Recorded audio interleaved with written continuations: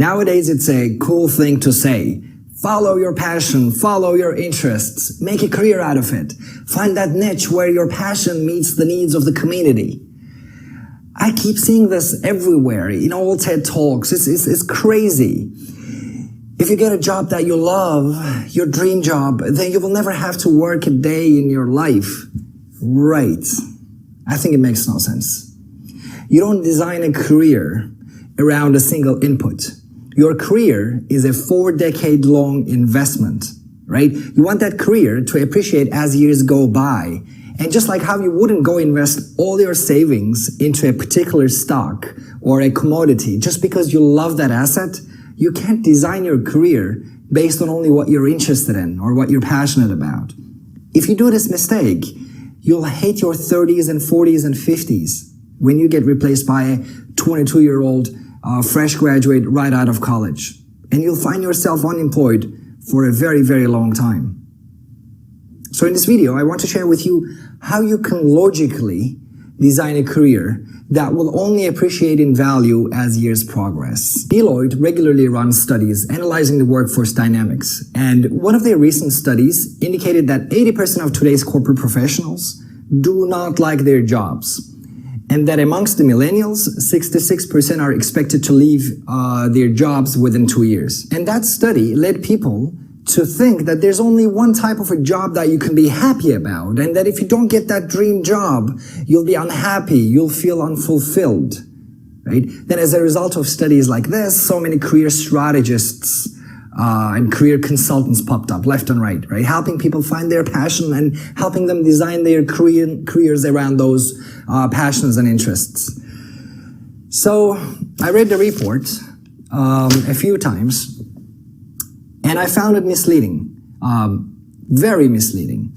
The study is extremely high level to start with. And if you read the report, you'd definitely think that the reason most employees are unhappy at work is because they work at jobs not properly aligned to their talents and strengths and passions and interests, right? This is a wrong way to look at job dynamics. Creating a happiness index for jobs makes you ignore the building blocks of jobs. Building blocks. Yes, building blocks. Building blocks of jobs are tasks. A combination of tasks make up a job, right? So it's almost like a job is the end product, but tasks are what makes up that end product. And tasks are almost like living organisms, right? They change, they evolve from a project to a project, with promotion, with your employer implementing restructuring, and becoming more lean, right? With the advancement of automation or AI, with changing market dynamics, tasks change all the time. It's just a matter of finding a constant balance as these tasks evolve.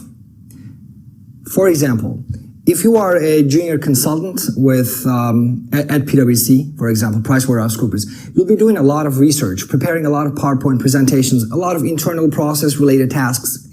Fill up this sheet, fill up that form, and research this for this client, and so on and so forth.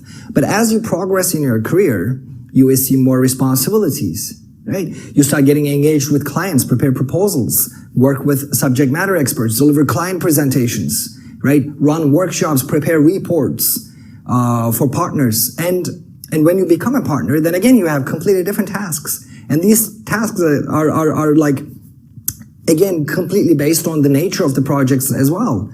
So in simple terms, there's no dream job waiting for you out there.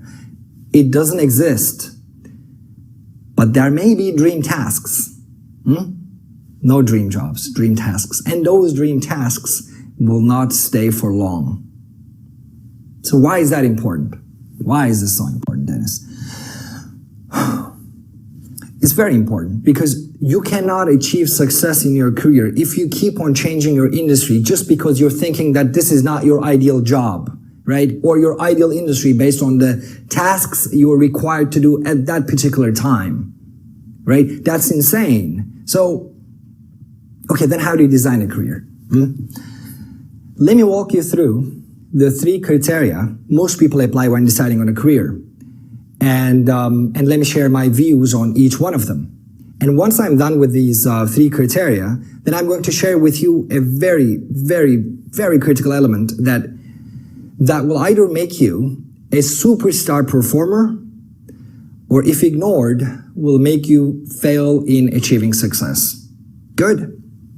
So let's start with first criterion. First one is the appeal, the appeal of the profession, the cool factor. Now, most kids who were born in 60s wanted to be astronauts, right? You know, it started with Yuri Gagarin, first man in space in 61, then the Apollo missions of US, then Apollo 11 successfully landing on moon. It was an era when most kids wanted to be astronauts. It was the coolest profession, right? I think it still is. But now we have a better visibility into what a typical astronaut does. We now know that an astronaut spends less than 1% of his career in space. The remaining 99% is spent on training, engineering, physics, simulations, and then training again and again and again, right? So becoming an astronaut is so dreadful that most aerospace engineers or scientists who are trying to become astronauts never make it to space. What does that mean? It means if you want to become an astronaut, you don't say it's cool to become one. Instead, you look at certain tasks that you will be required to do for the lifetime of the profession, and then evaluate your capabilities and willingness to carry them out versus your satisfaction towards those tasks. I think I made it very confusing. I'm sorry. So, but in simple terms, you have more chances of getting hit by a car than an astronaut in training to make it to space and do a spacewalk. Okay, like another cool profession is, especially for MBAs, is my profession, management consulting. Majority of today's MBA graduates want to be either management consultants or they want to be investment bankers, right? Somehow MBAs created this perception that management consulting is really cool. So, you know, they think that we help solve the biggest problems of the corporate world. We create strategies that are out of this world. Yeah, right. The reality is very different. In my almost a decade-long consulting career, 4 years with PwC, PricewaterhouseCoopers, in strategy consulting, my typical day would be far from being cool. I mean, I answer like 100 emails every day, attend at least 10 meetings and phone calls, and 10 presentations a week. I manage multiple teams from all around the world, all at the same time, fly all around the world, again, all the time. Now, this sounds nice, and it is, when you're in your 20s, but it kind of sucks once you have a family and you're in your mid-30s, you know, not so cool. And then create hypotheses and test them and carry out advanced statistics and run models and create models, and man, where's the cool in it? And maybe, if I'm lucky, spend 1 hour every week truly creating strategies and thinking out of the box.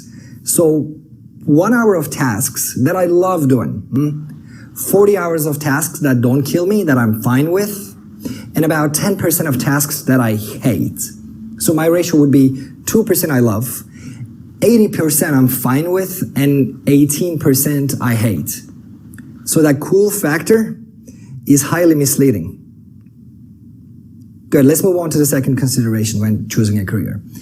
And this one is your passion and interests. Follow your passion. If you find a job that you're passionate about, then you will never have to work a day in your life. Right. Your passion and your interests change. You're not passionate about the same thing you were last year or 5 years ago or 10 years ago, right? But your career, on the other hand, is a 4-decade progress. You can't afford to become vulnerable to the change in your career as your passion and interests change. You cannot be successful if you change your career every 2 to 5 years and start over from the beginning because you're no longer passionate about it. It's like similar to what? Similar to like joining a 100-meter sprint race. But then every 10 meters, you go back to the start line and start over, right? Forget about winning. How are you even going to finish that race? That's the exact formula to fail. When you're building a career, you're building an infrastructure for a massive success in your 30s and 40s and 50s. A side note here, I'm not talking about becoming an entrepreneur. That's completely out of my scope. I'm referring to building a successful corporate career. Now, I want to give you an example. But before I do it, I want to give you a disclaimer. My views, my opinions aren't derived from a bunch of personal experiences that I've seen. That's not the right way to base an opinion. My views are based on what I've seen in my 15-year career, being a management consultant, having over 200 clients and having worked with more than 2,000 professionals, observing their progress in their careers all around the world and clearly seeing causations, right? Not just correlations. So I hope it's clear. Okay, so the first example is a friend of mine. I don't want to say his name, but he had a brilliant career with an investment bank in London. I mean, his last bonus was, I think, around £200,000. I mean, just a bonus, not a salary, right? And he was relatively happy at work. I mean, he was fine. We would meet after work and get a few drinks. It's like a normal distribution. 10% of his tasks he loved. 80% he was fine with, and 10% he hated. So his passion was healthy living and bodybuilding. He was a buff guy, like a muscular guy. So he left his career and invested his bonus in becoming a partner in a local gym franchise. And the other investors assigned him as the CEO. He hated it. He hated it because he was passionate about healthy living and working out. Not the accounting of a gym, the supply chain, the marketing, the sales, dealing with bodybuilders throwing steroid tantrums in the gym. That wasn't his passion. So the happiness ratio of his tasks completely changed. Now it was more like 1% of the tasks he loved, 9% he was fine with, and 90% he hated. So he quit the job. But he couldn't get back to his former career. So that career was done for him. Or another one, like another friend of mine, he was passionate about a certain mission, then his passion just changed. It disappeared, right? Vanished. He was stuck in a career he hated and eventually became jobless. Make sense? I can give you hundreds of examples like this. The punchline is this. Just because you're passionate about or interested in a certain mission, it doesn't mean you will have to build a career out of it. See them as two separate aspects of life. If your passion is mathematics, right? Solve Millennium Prize problems at home. Get in touch with Clay Mathematics Institute. You don't need to work as a math teacher, right? So let's move on to the final one. The third factor in deciding a career. And this one is an opportunistic view. So this is the viewpoint that is closest to my own beliefs. As long as it doesn't violate my own ethics codes, that what I do doesn't harm other people, I always shoot for careers that have the maximum potential for financial benefits. Because those financial benefits will allow you to follow your passion and interests after working hours or in the weekends, right? Trust me, a 6-figure salary will let you follow all your passions. You're passionate about butterflies? No problem. Go set up a butterfly charity organization with that bonus. You're passionate about cupcakes? No problem. Go make them all day long in the weekends or after working hours. You're passionate about sailing? Cool. Go buy a boat because you can afford it. So that was always my first priority. Maximum income potential, but without violating my own code of ethics. For example, I can never work for a tobacco company, regardless of how much they pay me. It's just impossible. That would be my red line. So what are your red lines? Think about them. And remember this, your career is an investment. You will not see the benefits immediately. If you want a career in investment banking, Goldman Sachs is not going to hire you just because you want it immediately. But if you take the necessary steps, you will eventually get there, right? You want to be a management consultant. PwC is not going to hire you immediately. But again, if you take the necessary steps, you will eventually get there. Maybe in a few years, maybe in 5, maybe in 10. You'll get there.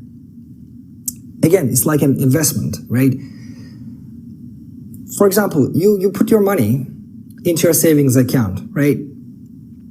The savings account is not going to double your money overnight.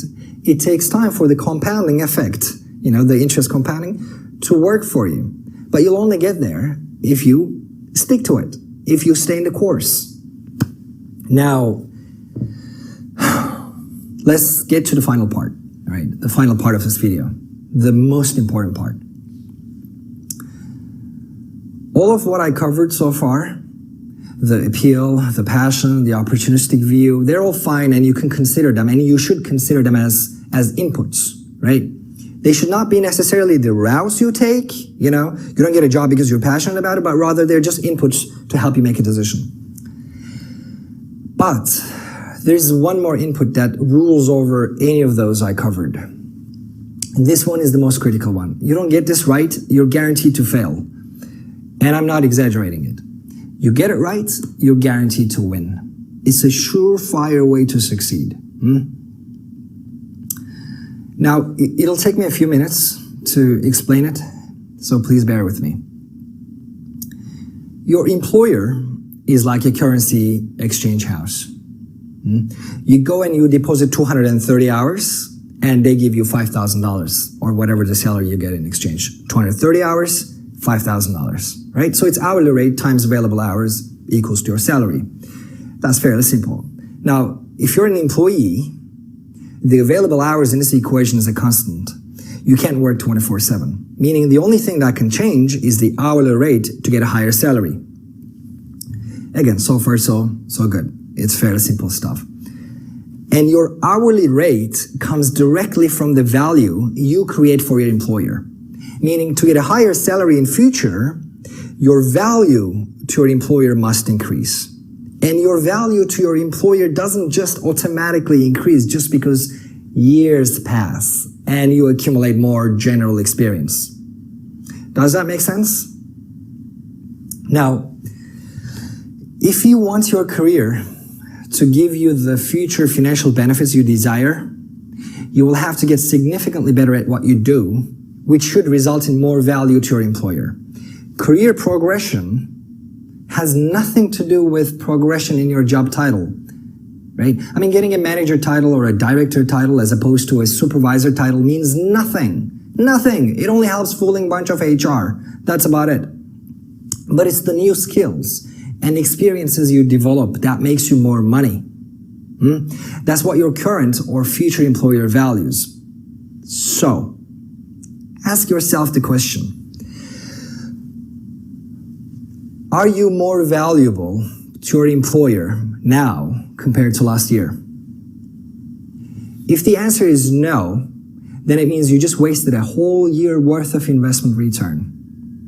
As if it's like you're carrying out a DCF, discounted cash flow analysis, to give valuation for your own career. You know how DCF works, right? You're discounting your future earnings to the present at a certain discount rate. Now, by wasting one whole year of progress, you just excluded that one whole year from the equation. So instead of taking 20 years for your DCF calculation, you now have to take 19 years. Right? Makes sense, right? And I'm not talking about the made-up skills, or soft skills, or handling meetings, or handling more sales calls, or attending more presentations. I'm talking about real, tangible skills that result in value. Project management, risk management. If you're an accountant, IFRS, Prince 2, lean or agile management, or like certain IT skills. Becoming a subject matter expert in your industry. Become a thought leader. Become the go-to person when it comes to certain domains. Get your CFA level 3, get your CPA, CMA, enroll in executive education, attend seminars around the world. If you're in sales, expand your client portfolio, because your client portfolio is your biggest asset, which will be with you, whichever employer you go. So whatever your domain is, you want to become unsubstitutable, inimitable, irreplaceable. And you get there one step at a time, right? One training at a time, one skill at a time, step by step. But don't deceive yourself. It's one thing to find made-up skills or experiences for your yearly performance review, for your manager, but it's a completely another thing to deceive yourself. Think about it. Dennis, in all honesty, I don't think I improved this year. I mean, I can come up with a few bullet points for my review, but in all honesty, I didn't. I mean, the year flew by so fast. But that's okay. My employer, loves me. He's so happy about me. My managers love me. Now, you may say that now, but you're putting yourself under a huge risk. You know what the risk is? Let me tell you what it is. Tomorrow, your employer may all of a sudden stop justifying your higher salary over someone with significantly less experience, but who can do 95% of what you can do for half the salary. Now, if that happens, you will then find yourself out of a job and be unemployed for a very, very long time, unless you reduce your salary demands. Trust me, you wouldn't be the first person to lose his or her job to someone with less experience. You wouldn't be the first. At the moment, the economy is all booming. But what happens tomorrow when the economy turns upside down and there are mass layoffs? Who do you think will be laid off first? Who do you think will survive? So, if you deceive yourself now and that you don't build the actual skills or experiences you need to improve your value, that's the key term. I guarantee you that you will hate your 30s, 40s, and 50s. Right? You'll be working for managers that will be at the age of your children. The good thing is it's never too late. I mean, even if you're in your 30s or 40s now, you still have another 20 to 30 years of human capital left in you, right? That's 2 to 3 decades. That's a lot of time. But if you don't take the necessary steps now, or rather, if you don't start realizing this now, coming to that realization, your future will be exactly like how it is today. Make an empathy. If you were an employer, would you be able to justify paying double the salary for an employee, but only 10% more value? Double the salary, 10% more value. You wouldn't. In simple terms, don't expect to get paid higher just because you're older. Now, before I conclude this video, let me share with you a story, a personal story. But again, a disclaimer, I don't draw conclusions based on my own experiences alone. So after I lost my job in 2008 with Standard & Poor's, S&P, I moved to Dubai, started working for a local company. I was 26 or 27 years old, I think. So this was 10 years ago. And one of my subordinates in my team, person who reported to me, was 36 years old. Now, unfortunately for him, in the eyes of my employer and many employers, his 15 years of general work experience wasn't as valuable as my only 3 years of experience with a big name employer, Standard & Poor's, where I was exposed to pretty advanced technical skills, right? So 15 years of general experience versus 3 years of experience. I made double and he reported to me. So, but you know what's even worse? The worst is that he had to put up with my bullshit. I mean, at the time, I was an arrogant little prick. I really was. I mean, my professional character wasn't yet built. It was a work in progress. I was arrogant. I was overly aggressive and sometimes even rude. Whereas his character was pretty solid. And I was the one learning a lot from him. Not technical skills maybe, but how to handle confrontations, how to handle heated client presentations, how to run meetings and how to manage a team. I was learning a lot more than he was learning from me. So we both didn't last long in that job. But do you see the lesson here? You are as valuable as the value you create for your employers. I didn't make up the rules. I'm merely sharing with you so you can design your own future for success. Just like an investment that appreciates each year. I know you will do it. Just don't deceive yourself.